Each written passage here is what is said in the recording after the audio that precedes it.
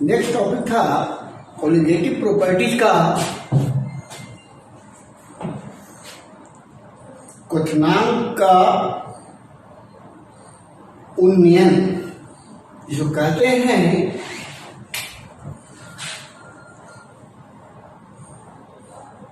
क्वथनांक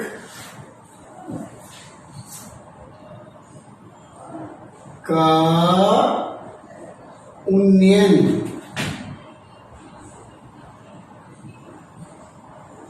अंग्रेजी में बोलते हैं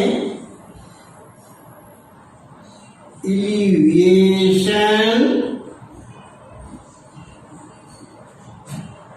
ऑफ बॉइलिंग पॉइंट।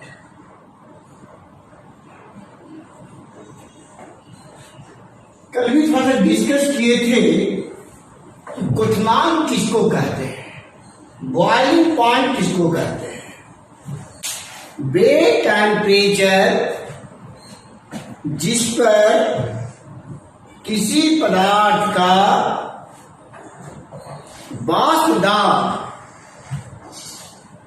वायुमंडलीय दाब के बराबर हो जाता है, उस टेम्परेचर को उस पदार्थ का बॉइलिंग पॉइंट कहते हैं। वे टेम्परेचर, वे तापमान जिस पर किसी पदार्थ का वाष्प दाब बाह्य वाष्प दाब के बराबर हो जाता है, उस टेम्परेचर को उस पदार्थ का क्वथनांक कहते हैं। और क्वथनांक को हमेशा टीवी से सूचित करते हैं। अब है उन्नयन में बढ़ना। क्यों बढ़ता है? जब किसी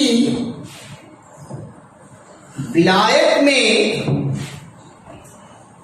विलेय को डालते हैं तो उसका बॉइलिंग पॉइंट बढ़ जाता है। क्यों? क्योंकि यहां पर दो टेम्परेचर लगता है, एक टेम्परेचर विलायक का और दूसरा टेम्परेचर विलेय का, जिसके कारण विलयन का तापक्रम बढ़ जाता है। तापक्रम में जितनी बढ़ोतरी होती है, जितना बढ़ता है, उसी को क्वथनांक का उन्नयन कहते हैं।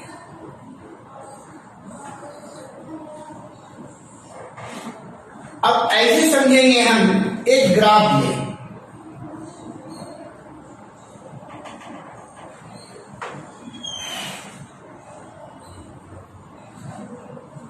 एक्स एक्सिस और ये वाई एक्सिस। एक्स एक्सिस पर तापक्रम को ले लें और वाई एक्सिस पर वाष्प दाब को लें। सपोज करो कि यहां पर वाष्प दाब का मान है 1 वायुमंडल। कितना? 1 वायुमंडल। तो यहां पर प्रत्येक का प्रेशर का मान कितना होगा? 1 वायुमंडल। अब हम लोग सबसे पहले विलायक ले लेंगे और ग्राफ खींचेंगे। टेम्परेचर बढ़ते जाएगा, वाष्प दाब भी बढ़ता जाएगा। एक ऐसा समय आएगा कि उसका वाष्प दाब 1 वायुमंडल के बराबर हो जाएगा। यह टेम्परेचर विलायक का क्वथनांक कहलाएगा। इसको हम लोग टीवी नॉट से रिप्रेजेंट करते हैं, है ना। यानी यहां पर इस टेम्परेचर पर इस विलायक का वास्तव कितना हो गया, एक वायुमंडल। इसीलिए इस टेम्परेचर को इस विलायक का क्वथनांक कहेंगे। अब विलायक में हम विलेय डाल रहे हैं तो बन गया बिलियन। अब क्या होगा, तापक्रम को बढ़ाएंगे, एक ऐसा समय आएगा जहां पर बिलियन का भी वाष्प दाब का मान बल वायुमंडल हो जाएगा। तो जहां पर एटमॉस्फेरिक प्रेशर के बराबर हो जाएगा वहां पर बिलियन का बॉइलिंग पॉइंट कहलाएगा, है ना। तो यहां पर बिलियन का हो गया, यहां पर विलायक का हो गया।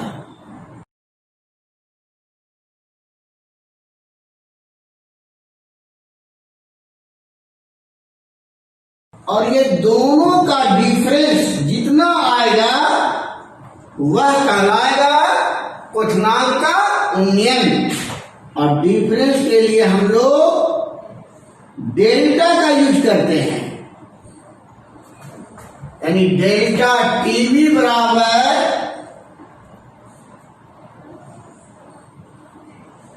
लिख सकते हैं TVS minus TV not. TVS क्या है, बिलियन का क्वथनांक। टीवी नॉट क्या है, विलायक का क्वथनांक। डेल्टा टीवी क्या है, क्वथनांक का उन्नयन। तो तुमसे तो पूछे कि क्वथनांक का उन्नयन किसे कहते हैं, तो क्या परिभाषा दोगे, सीधे कहेंगे जब किसी विलायक में किसी विलेय को डाला जाता है तो बिलियन का क्वथनांक बढ़ जाता है। जितना से बढ़ता है उसे हम क्वथनांक का उन्नयन कहते हैं। अब परिभाषा देंगे, क्वथनांक का उन्नयन किसको कहते हैं, कहेंगे बिलियन का क्वथनांक एवं विलायक के क्वथनांक के अंतर को क्वथनांक का उन्नयन कहते हैं, जिसको हम लोग डेल्टा टीवी से रिप्रेजेंट करते हैं। अब राउल्ट ने एक नियम दिया, उन्होंने कहा कि क्वथनांक का उन्नयन बिलियन के मोललता के समानुपाती होता है।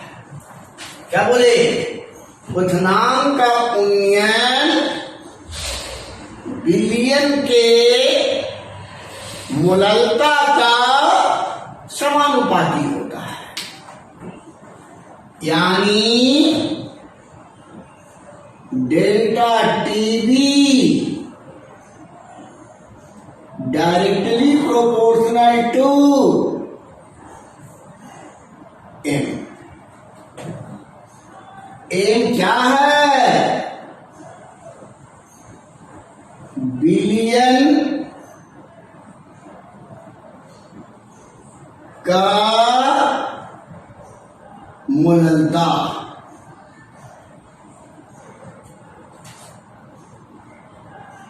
डेल्टा टीवी बराबर केवी इंटू एम। अब केवी क्या है? केवी एक स्थिरांक है।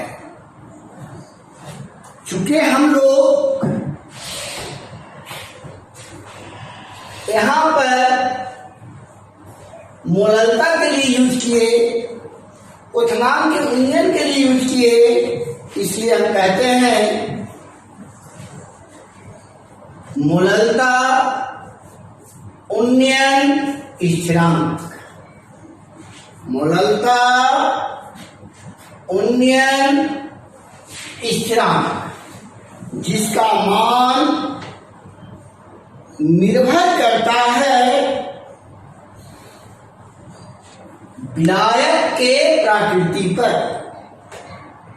जल लेंगे तो केवी का मान अलग होगा, अल्कोहल लेंगे तो अलग होगा, बेंजीन के लिए अलग, ईथर के लिए अलग। मतलब जैसा विलायक का यूज करेंगे वैसा केवी का मान होगा। अब हम डेल्टा टीवी की सहायता से एम का मान कैलकुलेट कर सकते हैं, या डेल्टा टीवी, केवी और एम की सहायता से विलेय का आणविक द्रव्यमान भी कैलकुलेट कर सकते हैं। लेकिन सबसे पहले ये जानेंगे कि केवी कहते हैं किसको, मोलल उन्नयन स्थिरांक किसे कहते हैं। देख लो, यदि एम का मान 1 हो जाए तब डेल्टा टीवी बराबर क्या होगा? केवी। मतलब यही से हम इस केवी का डिफिनेशन दे सकते हैं। क्या देंगे? एक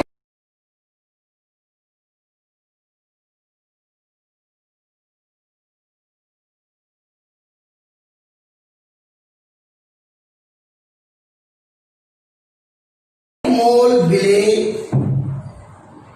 1 मोल विलेय 1 केजी विलायक में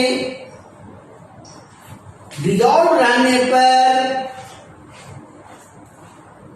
क्वथनांक में जितना उन्नयन होता है उसे हम मोलर उन्नयन स्थिरांक कहते हैं। फिर से सुनो, 1 मोल विलेय को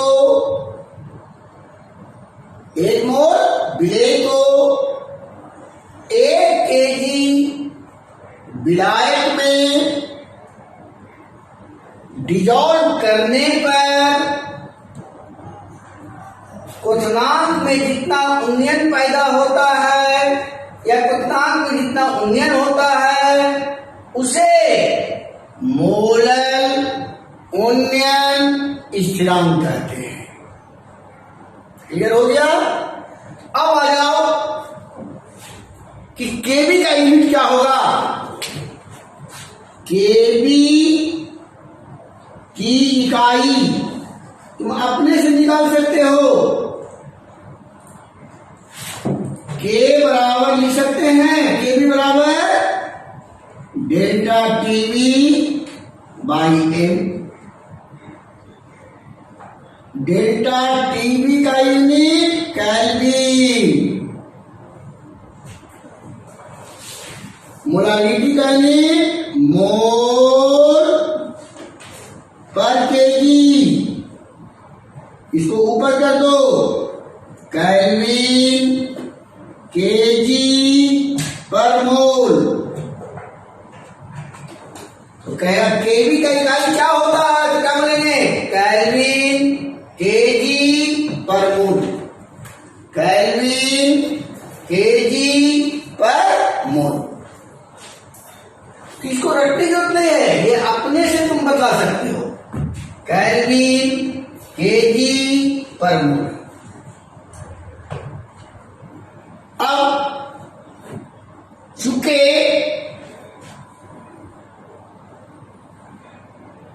केवी निर्भर करता है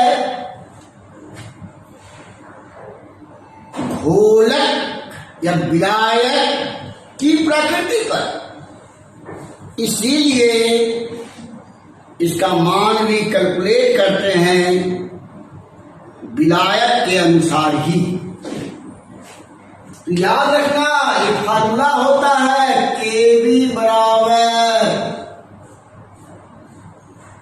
एम आर टीवी नॉट का स्क्वायर बटा 1000 इंटू डेल्टा भैट एच। एम क्या है, आर क्या है, टीवी नॉट क्या है और डेल्टा एच क्या है। एम विलायक का अनुभाग, विलायक का आणविक द्रव्यमान, मोलर स्थिरांक। देखो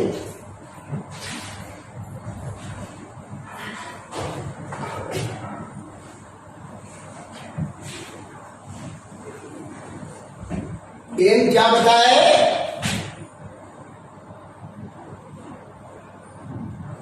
विलायक का आणविक द्रव्यमान। आर क्या है, मोलर गैस स्थिरांक।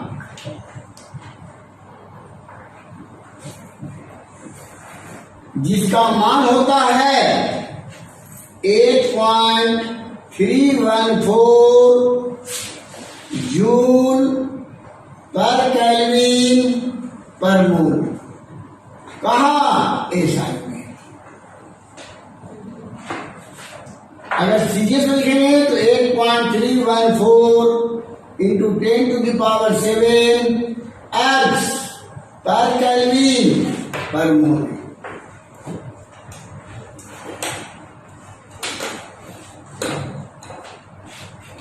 टीवी नॉट क्या है,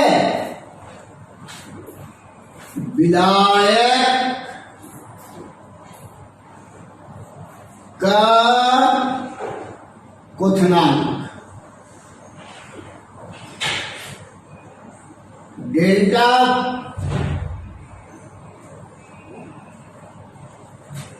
बाष्पीकरण का एंथैल्पी,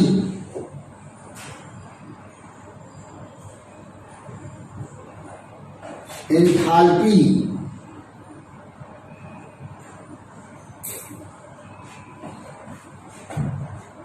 अगर हम लोग एम का मान जान जाए, आर का मान जान जाए, टीवी नॉट का मान जान जाए, डेल्टा ए का मान जान जाए तो आसानी से केवी का मान कैलकुलेट कर सकते हैं।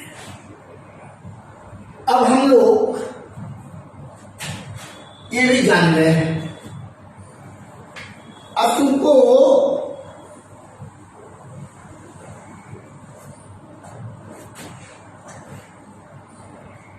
क्वथनांक के उन्नयन की सहायता से, क्या बोले, क्वथनांक के उन्नयन की सहायता से किसी विलेय का आणविक द्रव्यमान कैसे कैलकुलेट करोगे, है ना। तो अभी हम पढ़ाए delta TV equal to KV into M, है ना। डेल्टा टीवी बराबर केवी इंटू एम। एम बराबर क्या पढ़े हो, विलेय का मोल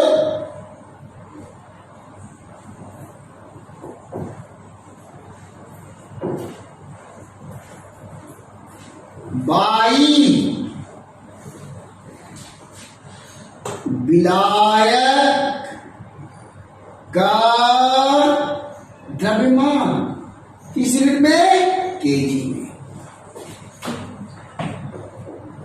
तुम ये भी पढ़े हो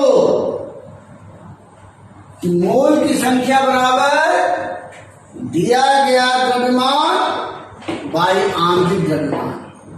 क्या बोले? दिया गया द्रव्यमान बाई आणविक द्रव्यमान।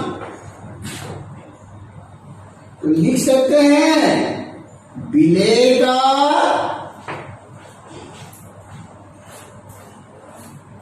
द्रव्यमान बाई विलेय का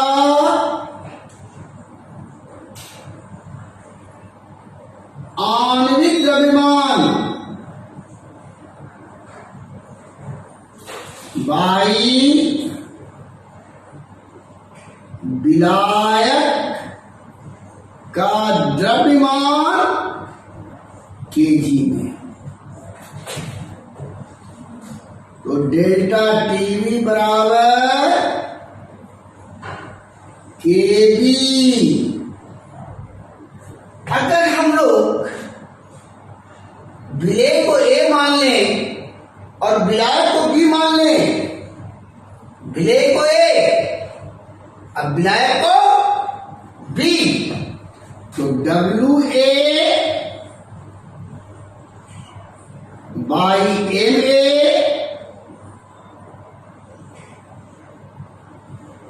by W B. W B क्या है? विलायक का द्रव्यमान। एम ए क्या है? विलेय का आणविक द्रव्यमान। डब्ल्यू ए क्या है? विलेय का द्रव्यमान। तो हमको निकालना है एम ए का मान। तो हम लिख सकते हैं एम ए बराबर K B into W A by W B into delta TV. यानी एक फार्मूला निकल गया, विलेय का आणविक द्रव्यमान बराबर के बी इंटू विलेय का द्रव्यमान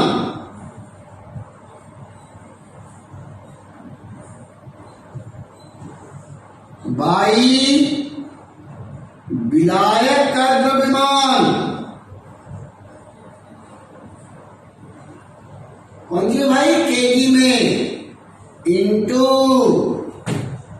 क्वथनांक का उन्नयन।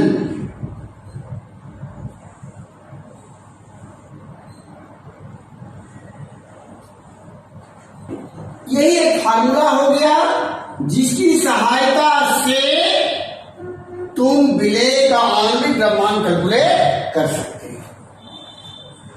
अब क्वेश्चन क्या पूछता है ये जानेंगे।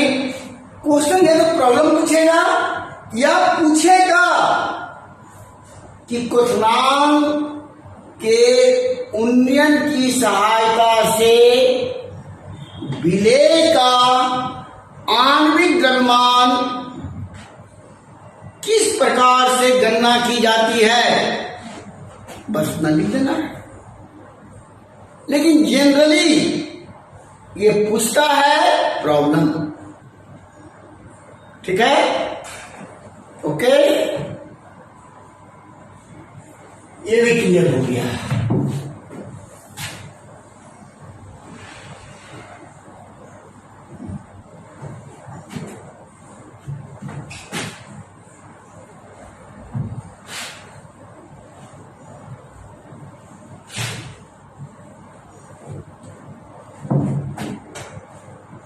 नेक्स्ट टॉपिक है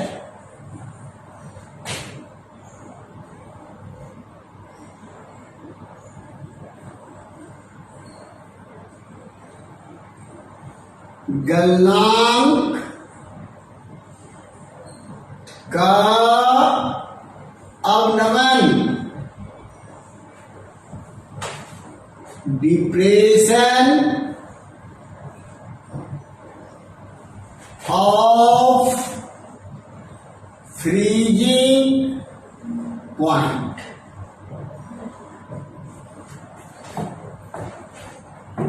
पहले ये जानेंगे कि फ्रीजिंग पॉइंट क्या है। तो कहेंगे कि जिस तापक्रम पर कोई द्रव ठोस में या ठोस द्रव में बदलता है उसे हम गलनांक कहते हैं। समझ में आया? क्या बोले? या सीधा सीधी कि जिस तापक्रम पर कोई द्रव ठोस के रूप में बदल जाता है उस तापक्रम को उस पदार्थ का गलनांक कहते हैं या जमनांक कहते हैं। अब हम लोग अपने अनुसार डिफिनेशन देंगे, अपने स्टैंडर्ड के अनुसार देंगे। तो हम कहेंगे कि जिस तापक्रम पर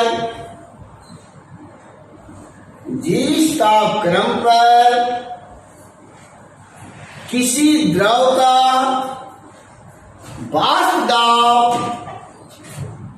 उसके ठोस के वाष्प दाब के बराबर हो जाता है उस तापक्रम को उस द्रव का फ्रीजिंग पॉइंट कहते हैं। फिर से सुनो, वे टेम्परेचर जिस पर किसी द्रव का वाष्प दाब अपने ठोस के वाष्प दाब के बराबर हो जाता है उस तापक्रम को उस पदार्थ का फ्रीजिंग पॉइंट कहते हैं। अगर ये याद नहीं आता है, कोई पूछ दे तो सीधा सीधी बोल देना कि जिस तापक्रम पर कोई भी ठोस कोई भी द्रव ठोस में परिणत होता है उसे हम फ्रीजिंग पॉइंट कहते हैं।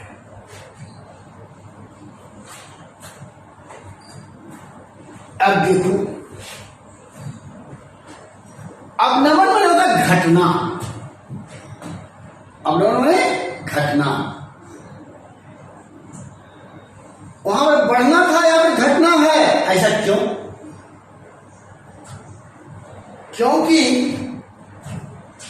उबालने के लिए हमको एक्स्ट्रा एनर्जी की आवश्यकता होती है, लेकिन जमने के लिए क्या होता है? हमेशा हीट विभाव होता है।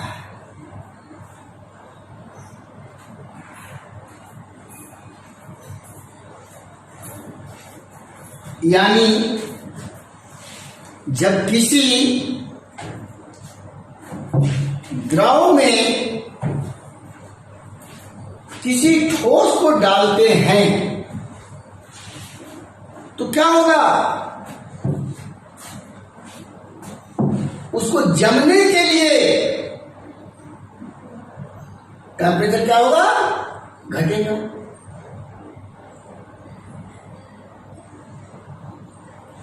ऐसे समझो,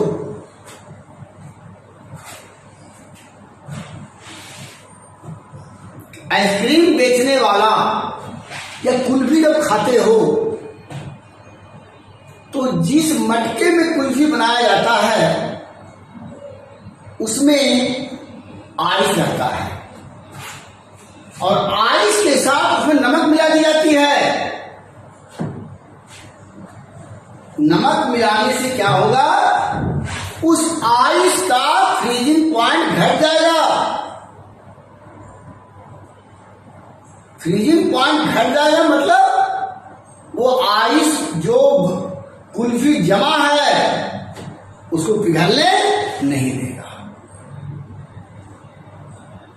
या जो ठेले पर आइसक्रीम बेचता है उसके देखना जहां पर आइसक्रीम रखा हुआ है उसके चारों ओर का स्पेस खाली है।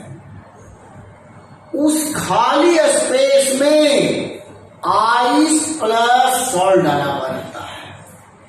सॉल्ट इसलिए डाला जाता है ताकि उसका फ्रीजिंग पॉइंट डिक्रीज कर जाए। सेम प्रोसेस यहां पर कि जब किसी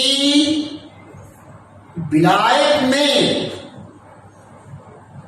अवाष्पशील विलेय को डाला जाता है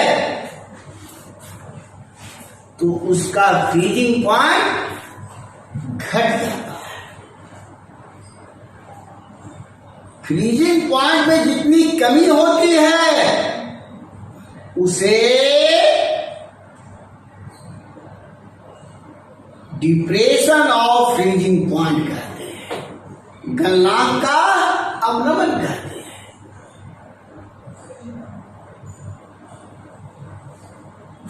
बॉइलिंग बी से, फ्रीजिंग एफ से, इसीलिए फ्रीजिंग पॉइंट को टीएफ से, अगर प्योर है तो नॉट लगा देंगे, अगर बिलियन बन गया तो एस लगा देंगे, डिफरेंस बताना होगा तो डेल्टा टीएफ लिख देंगे। टीएफ बराबर TF not minus TF S. अब तो कंफ्यूजन होगा क्या भाई,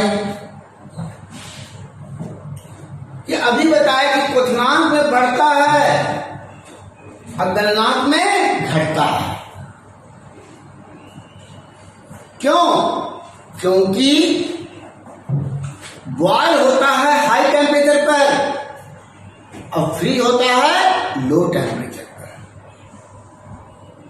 इसीलिए मिक्सर बनेगा तो उसका फ्रीजिंग पॉइंट क्या होगा? कमेगा। तो तुमसे कोई पूछे कि बताओ डिप्रेशन ऑफ फ्रीजिंग पॉइंट किसको कहते हैं, क्या कहेंगे? विलायक का फ्रीजिंग पॉइंट एवं विलयन के फ्रीजिंग पॉइंट के अंतर को डिप्रेशन ऑफ फ्रीजिंग पॉइंट कहते हैं या गलनांक का अवनमन कहते हैं। गलनांक के अवनमन में तुम कंफ्यूज कर सकते हो लेकिन डिप्रेशन में कंफ्यूज नहीं करोगे। क्लियर हुआ? क्या बताए कि जब किसी विलायक में अवाष्पशील विलेय को डाला जाता है तो उसका फ्रीजिंग पॉइंट कम जाता है। फ्रीजिंग पॉइंट में जितनी कमी होती है उसी कमी को गलनांक का अवनमन कहते हैं, जिसको हम लोग डेल्टा टीएफ से रिप्रेजेंट करते हैं। ये डेल्टा टीएफ भी मोलालिटी का डायरेक्टली प्रोपोर्शनल होता है। डेल्टा टीएफ भी मोलालिटी क्या होता है? डायरेक्टली प्रोपोर्शनल होता है। प्रोपोर्शनलिटी को हटाओ तो किसी कांस्टेंट से गुणा कर देंगे। के क्या है? एक कांस्टेंट है। क्या है? एक कांस्टेंट है जिसे मोलर अवनमन स्थिरांक कहते हैं। क्या बोले? मोलर अवनमन स्थिरांक कहते हैं, क्योंकि मोलालिटी के पास यूज कर रहे हैं और इसमें डिप्रेशन भी हो रहा है, इसीलिए इस स्थिरांक को कहते हैं मोलर अवनमन स्थिरांक। इसका मान निर्भर करता है विलायक के प्रकृति पर। जल के लिए केव का मान अलग, अल्कोहल के लिए अलग, ईथर के लिए अलग, बेंजीन के लिए अलग, है ना। मतलब कि जैसा विलायक वैसा केव का मान। अब आ जाओ केव का यूनिट, है ना। बस यूनिट निकालने के लिए वही तरीका, जिसका यूनिट निकालना उसको रहने दिए, बाकी सबको एक साइड कर दिए, TF/m। अब बताओ T मतलब टेम्परेचर, जब B रहे चाहे F रहे चाहे L रहे से क्या मतलब। T मतलब टेम्परेचर, T मतलब टेम्परेचर, और टेम्परेचर का यूनिट केल्विन। M मतलब मोलालिटी, मोलालिटी का यूनिट मोल पर केजी। चूंकि ये डिवाइडेशन में है, ये ऊपर जाएगा तो कह सकते हैं केल्विन केजी पर मोल। क्या बोले, केल्विन केजी पर मोल, केल्विन केजी पर मोल। अब है तुमसे पूछेगा कि मोलर अवनमन स्थिरांक किसे कहते हैं। मोलर अवनमन स्थिरांक किसे कहते हैं। यदि m का मान 1 ले लें तो delta TF equal to KF। अब m बराबर 1 मतलब मोलालिटी 1 मतलब 1 मोल पर केजी। अगर मोलालिटी 1 है मतलब 1 केजी विलायक में 1 मोल विलेय उपस्थित रहता है तो उसे हम मोलर घोल कहते हैं। मोलर मतलब मोलालिटी 1। अब इससे इसमें डिफिनेशन देंगे, परिभाषित करेंगे। कैसे तो बताएंगे कि 1 मोल विलेय को 1 केजी विलायक में घुलाने पर 1 मोल विलेय को 1 केजी विलायक में घुलाने पर फ्रीजिंग पॉइंट में जितना अवनमन होता है, फ्रीजिंग पॉइंट में जितना अवनमन होता है उसे मोलर अवनमन स्थिरांक कहते हैं। चल हो गया। क्या बोले, 1 मोल विलेय को 1 केजी विलायक में घुलाने पर फ्रीजिंग पॉइंट में जितना अवनमन होता है उसे मोलर अवनमन स्थिरांक कहते हैं। अब हम लोग चूंकि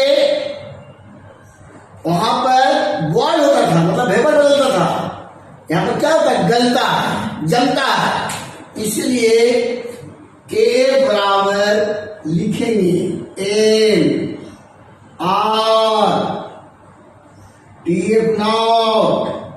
स्क्वायर 1000 इंटू डेल्टा गलन H। M क्या है, विलायक का आणविक द्रव्यमान, और क्या है मोलर गैस स्थिरांक। TF नॉट क्या है विलायक का फ्रीजिंग पॉइंट। डेल्टा H क्या है गलनांक का इंथाल्पी। ये टोटल मान जानेंगे तो F का मान निकल जाएगा। ये वैल्यू बैठा देंगे तो F का मान कैलकुलेट हो जाएगा ना। अब हम लोग इसकी सहायता से मॉलिक्यूलर मास कैलकुलेट करेंगे।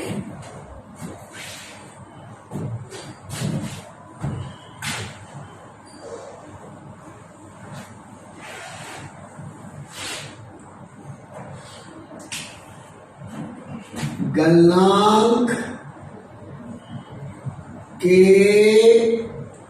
अवनमन की सहायता से विलेय का आणविक द्रव्यमान की गणना कैसे करोगे।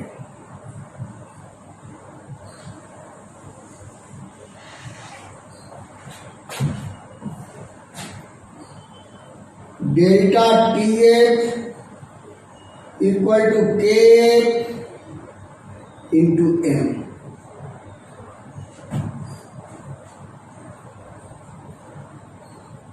KF M बराबर है नदी विलेय का मोल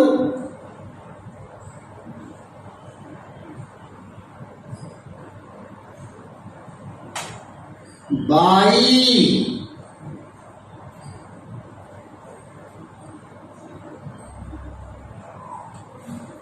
विलायक का द्रव्यमान कौन सी में केजी में। तुम पढ़े हो मोल की संख्या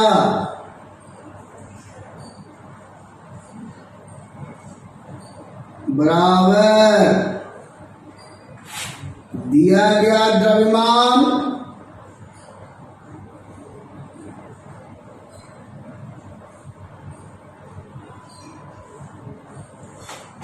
बाई आणविक द्रव्यमान।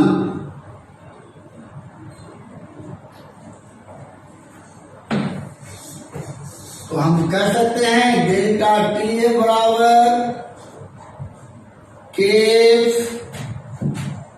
विलेय का द्रव्यमान बाई विलेय का आणविक द्रव्यमान बाई विलायक का द्रव्यमान कौन सी में केजी में। इसको हम लोग W से रिप्रेजेंट करें और मॉलिक्यूलर को M से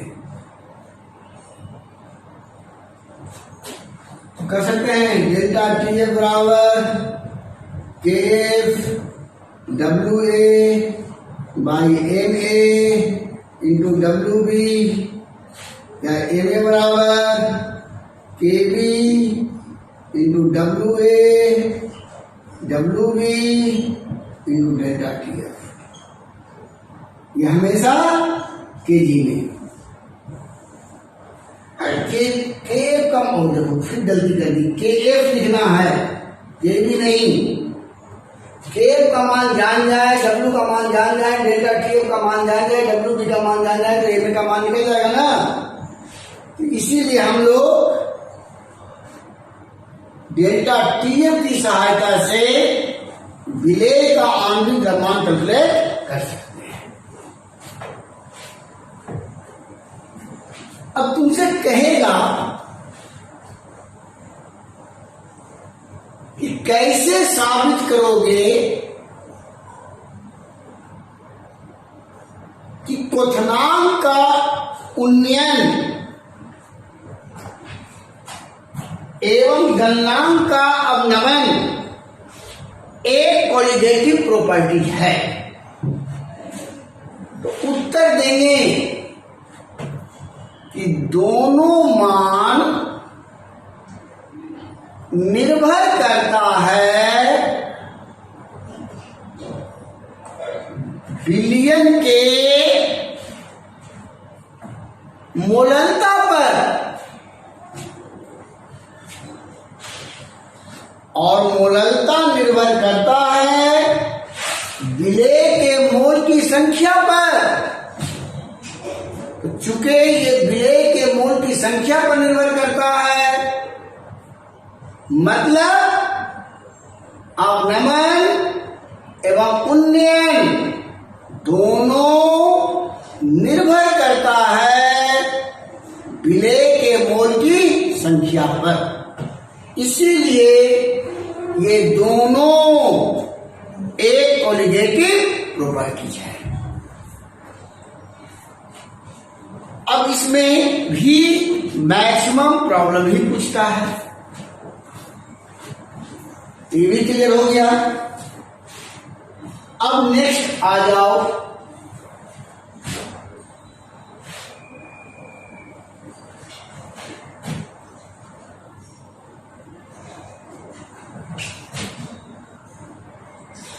प्रसरण दाब, ऑस्मोटिक प्रेशर।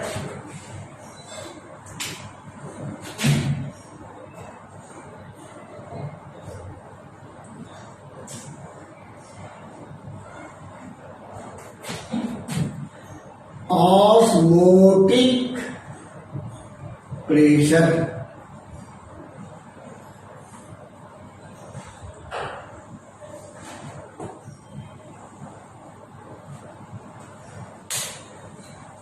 इसमें सबसे पहले जानना होगा प्रसरण क्या है। प्रसरण कहते हैं किसको, है ना। प्रसरण क्या है और ये किसको कहते हैं।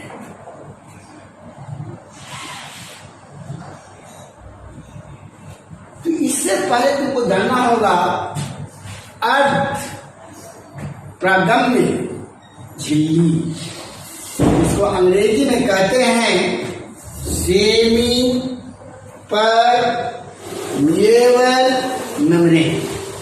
सेमी परमिएबल मेम्ब्रेन क्या बोले, अर्थ प्रागम्य झिल्ली।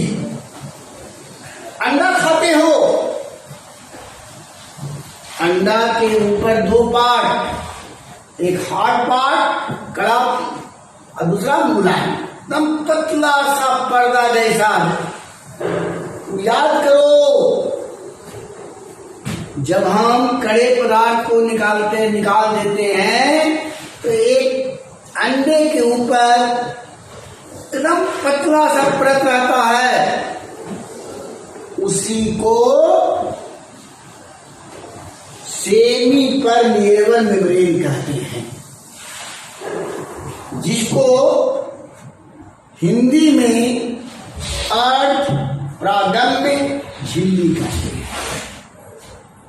इसका सबसे बड़ा विशेषता ये वैसा झिल्ली है जिसके द्वारा सिर्फ विलायक के अणु पास करें, विलय का नहीं, है ना। उसे हम सेमी परमिएबल मेम्ब्रेन कहते हैं। What is semi permeable membrane? Way membrane जिसके द्वारा सिर्फ विलायक के अणु प्रवाहित होती है, उसे सेमी परमिएबल मेम्ब्रेन कहते हैं। एक एग्जांपल देते हैं तो तुम बढ़िया समझ सकते हो। दो अंडे लो, अंडा को तोड़ोगे उसका पानी निकल जाएगा। तोड़ना नहीं है, हाइड्रोक्लोरिक अम्ल ले लो, दोनों को उस हाइड्रोक्लोरिक अम्ल में डाल दो, कुछ समय के लिए छोड़ दो, फिर दोनों को बाहर निकाल लो। जैसे ही बाहर निकालोगे उसकी ऊपरी परत बाहर निकल जाएगी। ऊपरी परत बाहर निकलने के बाद तुम देखोगे कि उससे उसका लिक्विड बाहर नहीं निकल रहा है। किसके कारण? उसके ऊपर जो परत है वो उसको रोके हुए है। उसी को सेमी परमिएबल मेम्ब्रेन कहते हैं।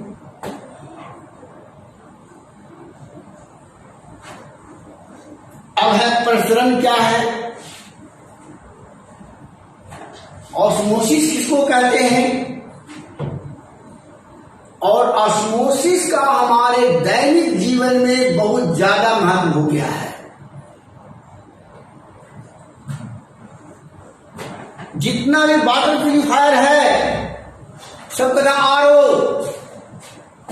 आरओ मतलब होता है क्या, वो भी नहीं जानता हूं कि आरओ है क्या चीज। आरओ मतलब होता है रिवर्स ऑस्मोसिस। तो रिवर्स ऑस्मोसिस क्या है? ऑस्मोसिस का उल्टा बात करें तो रिवर्स ऑस्मोसिस। ऑस्मोसिस है क्या चीज, इसको समझने के लिए हम एक एक्सपेरिमेंट बतला रहे हैं। तुम ये घर में भी कर सकते हो। क्या करो,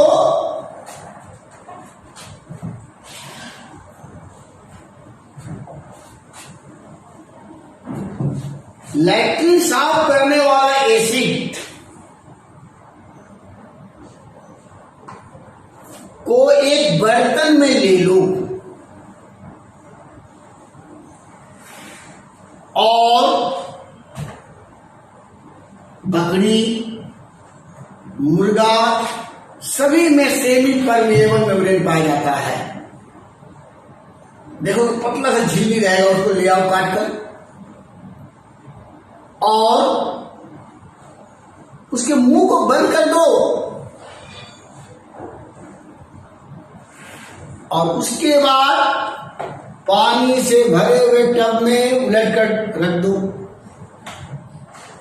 कुछ समय के बाद तुम पाओगे कि एसिड पतला हो गया है, क्योंकि हर चीज नीला होता है। अगर वो पानी में बहेगा तो पानी नीला हो जाएगा, लेकिन ये नहीं हो सकता है। तुम देखोगे कि हार्पिक की क्वांटिटी बढ़ गया।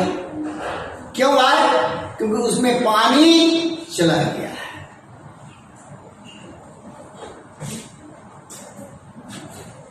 इसको भी एक कर सकते हो, अंडा वाला भी कर सकते हो कि दोनों अंडे को, एक अंडे को छिला हुआ अंडा को बॉयल नहीं, वो तो फिर उसमें लिक्विड रहेगा ही नहीं, जम जाएगा। जो बताया कि हाइड्रोक्लोरिक अम्ल में डालना, बाहर निकालना, उसकी ऊपरी पोर्शन हट जाएगी। उस छिले हुए अंडे को पानी में डाल दो और दूसरे अंडे को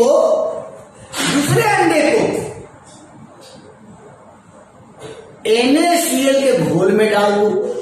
जो नमक खाते हो उसका घोल बना दो खूब गाढ़ा और उसमें डाल दो। कुछ समय के बाद दोनों को देखो ध्यान से। जिस अंडे को पानी में डाले हो वह फैल गया है।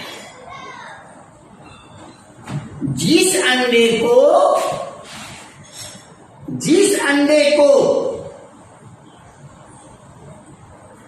NaCl के विलयन में डाले हो वो सिकुड़ गया।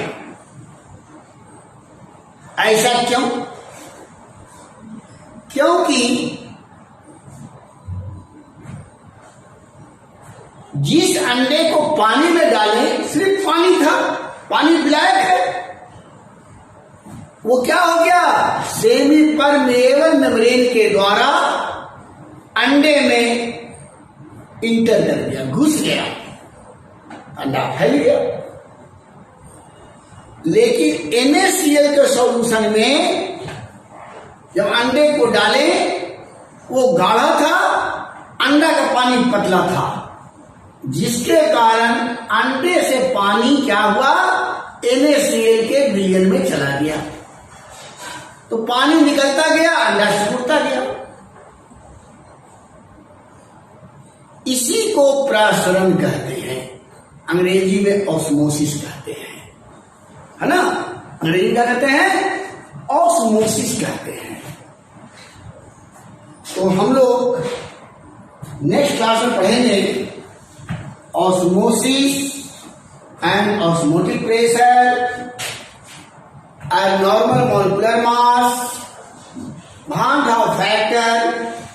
एक क्वेश्चन बताएंगे कि 0.8% NaCl सॉल्यूशन को ही सलाइन में यूज करते हैं, क्यों, उसे ज्यादा होगा तब क्या होगा, उससे कम होगा तब क्या होगा, ये बतलाएंगे।